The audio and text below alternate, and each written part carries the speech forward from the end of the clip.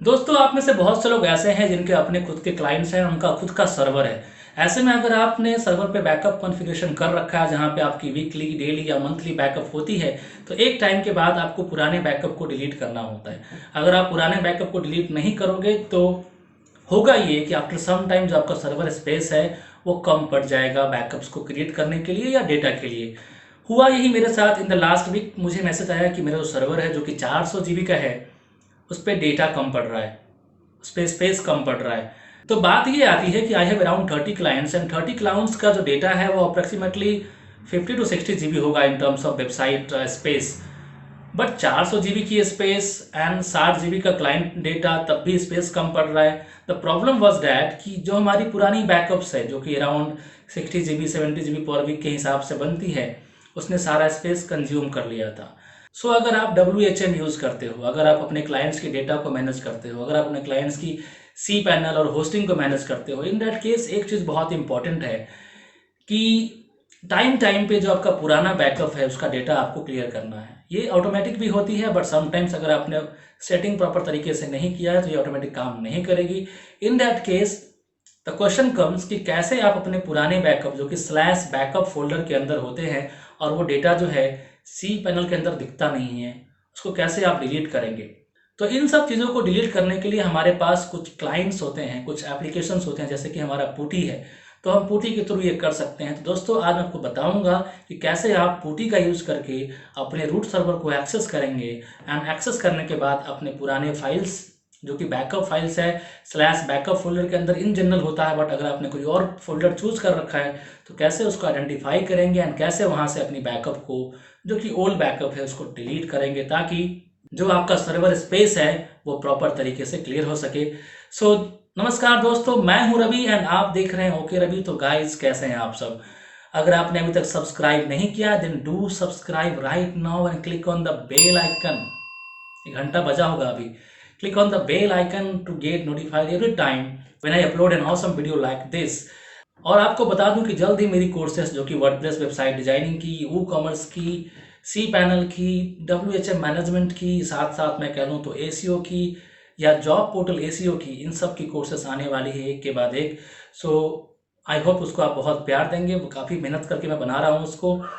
जो पूरी डिज़ाइन है okeravi.com की, वो चेंज होने वाली है, उस पर अब कोर्सेस भी आने वाले हैं, तो आपके लिए बहुत फ़ायदेमंद होने वाला है। So now let's move on to my desktop and I will show you कि कैसे आप अपने ओल्ड बैकअप को, I mean old WHM server backup को डिलीट कर सकते हैं, जिसने आपकी सारी स्पेस कंज्यूम कर रखी है।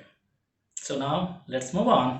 मैं आपको दिखा दूं कि पहले बैकअप कॉन्फ़िगरेशन करते कहाँ से है। सो अगर आप WHM में लॉगिन करोगे, अगर आप सर्च करोगे बैकअप, तो देखिए पहली ऑप्शन जो आती है वो है बैकअप कॉन्फ़िगरेशन। इसको आपको ओपन करना है।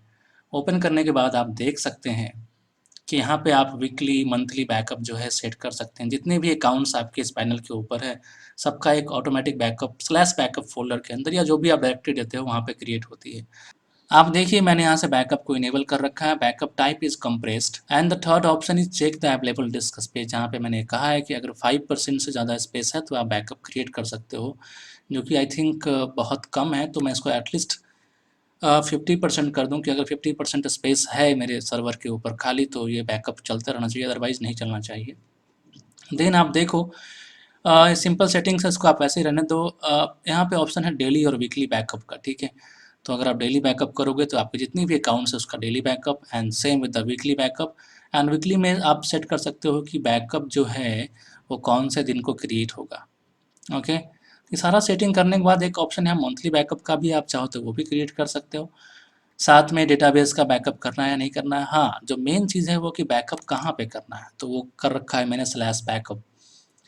तो ये बैकअप जो है ऑटोमेटिकली क्रिएट होता है, बट इस बैकअप को हम सी पैनल से नहीं देख पाते। वहाँ पे ये स्लैश बैकअप फोल्डर दिखता नहीं है, बिकॉज ये हिडन है। इसको एक्सेस करने के लिए आपको SSH के थ्रू करना पड़ेगा, ठीक है।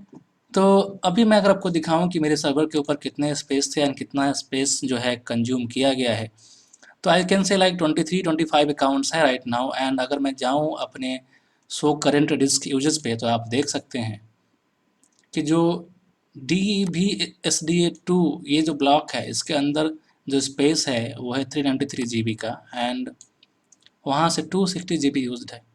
बट न्यू साइट है सारी की सारी ऑलमोस्ट, कुछ साइट जो है वो ओल्ड है, तो मैक्सिमम अगर यूज होता भी तो वो होता लाइक 70-80 GB, उससे ज़्यादा नहीं होता। बट इतना ज़्यादा स्पेस ये बिकॉज हमने बैकअप को ऑन कर रखा है वीकली बेसिस पे, और वो बैकअप क्रिएट होता जा रहा है और मुझे मैसेज आ रहे हैं बार बार कि आपका डिस्क स्पेस जो है कम पड़ रहा है। तो ऐसे में स्लैश बैकअप फोल्डर से जाकर पुरानी बैकअप्स को डिलीट करना बहुत इंपॉर्टेंट है, तो आज उसी की बात कर रहे हैं, आपको पता है। चलिए स्टार्ट करते हैं। सबसे पहले मैं क्या करूँगा, मैं खोलूँगा पुट्टी।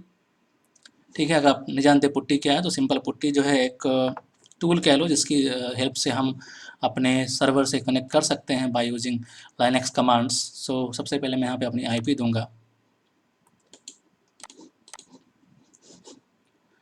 ये देखिए बहुत सिंपल, आप इजीली कर सकते हैं अगर आप चलाते हैं डब्ल्यूएचएम वगैरह। तो मैंने इसको ओपन किया, देन आपको यहाँ पे रूट लॉगिन करना है। ओके,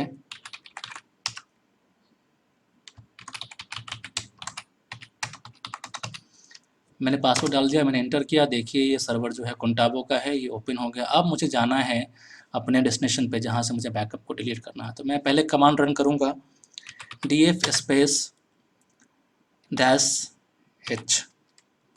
ये देखो इसने मुझे दिखा दिया सारे ही फाइल सिस्टम्स। तो यहाँ पे आप देख सकते हैं DEBSDA2 जो हमारा अभी हमने आपको दिखाया था पीछे में, जो दिख रहा है आपको, ये देखो सेम ये वाला, जहाँ पे हमारे पास स्पेस जो है 393 GB का है, 260 फ्री है, 114 जो है, सॉरी 260 यूज्ड है, 114 जो है फ्री है। सो 70% is used. See this one.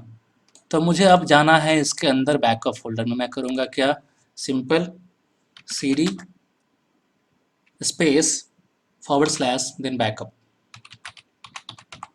मैं बैकअप के अंदर चला गया, आप देख सकते हैं यहाँ पे ये अब बैकअप आ चुका है। अब यहाँ पे मुझे देखना है कि यहाँ पे बैकअप के अंदर कौन कौन सी डायरेक्टरी है। तो मैं कमांड रन करूँगा dir। आप देखिए यहाँ पे दो है, एक तो ये वाला .db, आई थिंक ये डेटाबेस का बैकअप है, एंड देन ये वीकली। सो मुझे जाना है वीकली के अंदर। आपको पता है कि जो बैकअप्स वीकली बैकअप्स है वो वीकली फोल्डर के अंदर होगी। तो मैं जाऊँगा cd then space then weekly के अंदर। अगर मैं पूरा का पूरा वीकली ही डिलीट कर दूं तब भी सारा का सारा बैकअप डिलीट हो जाएगा, बट मुझे सबको डिलीट नहीं करना है, मुझे स्पेसिफिक बैकअप को ही डिलीट करना है, इसलिए मैं अंदर जा रहा हूँ। अब हम वीकली के अंदर आ गए, हम फिर से देखते हैं कि यहाँ पे कौन कौन सी डायरेक्टरीज है। तो मैंने कमांड रन किया dir, एंटर करता हूँ। तो आप देखिए यहाँ पे 4 बैकअप है, एक 12/4 मतलब 12 April, then 19 April, then 26 April, and then 3 मई। Every Sunday the backup is created. So मुझे इसमें से स्टार्टिंग के 3 को डिलीट करना है। मैं क्या करूँगा, मैं सिंपली यहाँ पे जाके, मैं इसके अंदर जाके भी आपको दिखा सकता हूँ कि वो कौन सी सारी फाइल्स है जिसका बैकअप क्रिएट हुआ है, बट मैं आपको अपनी सारी डोमेन नेम रिवील नहीं करना चाहता जो मेरे सर्वर के ऊपर है। डेट्स वाई मैं पूरा का पूरा बैकअप फाइल डिलीट कर रहा हूँ यहाँ से। सिंपल सा कमांड है, rm then space then dash then rf। Okay, rf करना है क्योंकि हमको पूरी की पूरी डायरेक्टरी डिलीट करनी है। देन हम नाम देंगे, तो पहला नाम क्या है 2020, then dash then 04 dash then 12। तो 12 अप्रैल की जो बैकअप है उसको हम डिलीट कर रहे हैं। हमने एंटर किया, ये देखो ये डिलीट हो गया।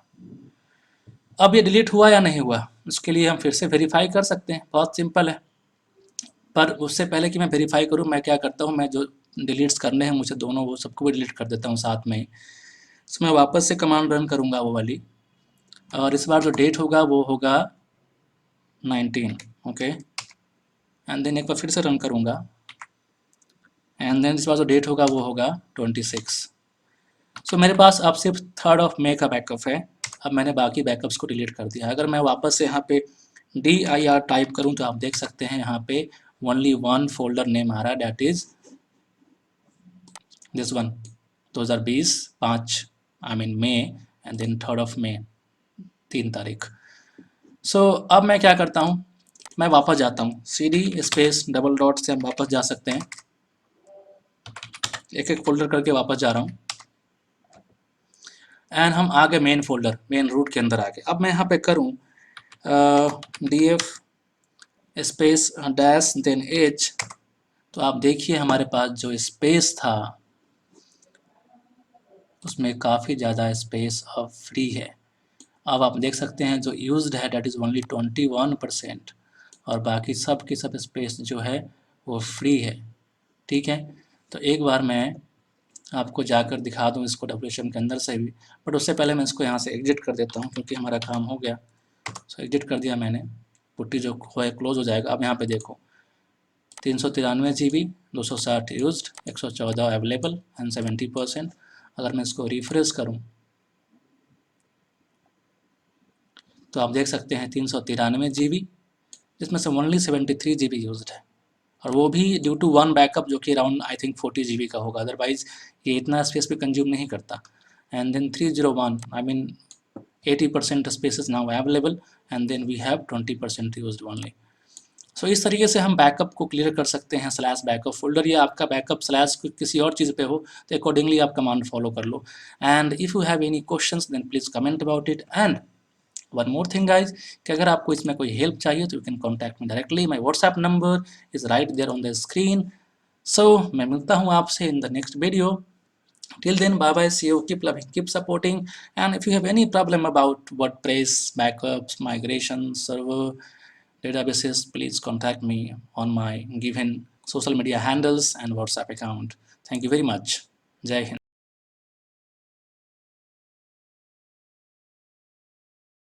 जो पूरी डिज़ाइन है OKRavi.com की वो चेंज होने वाली है, उस पर कोर्सेस भी आने वाले हैं अब। सो